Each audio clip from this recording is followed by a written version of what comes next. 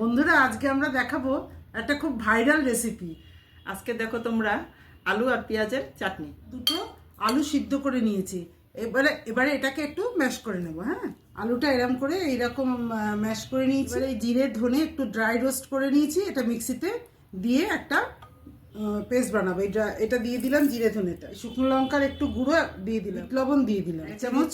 হ্যাঁ, গুড় 1 চামচ গুড় দিয়ে দিলাম। এই আরেকটু বেশি দিলাম মিষ্টি, যেহেতু আগে একটুখানি ব্ল্যাক সল্ট দিয়েছি তাই জন্য অল্প একটু নুন দিয়ে দিলাম। এবার আলুর উপর দিয়ে আমরা এই কুচনো পেঁয়াজ দিয়ে দিচ্ছি, আদা কুচি দিয়ে দিচ্ছি 1 চামচ, ধনেপাতা কুচি দিয়ে দিচ্ছি, কাঁচা লঙ্কা কুচি যার যার স্বাদ অনুযায়ী দিয়ে দেবে।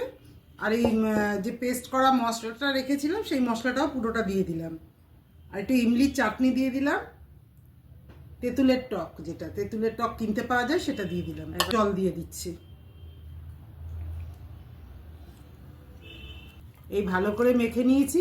দেখো আমাদের আলু পেঁয়াজের চাটনি তৈরি হয়ে গেল। তা তোমরা করে নিয়ে এরকম চটপট।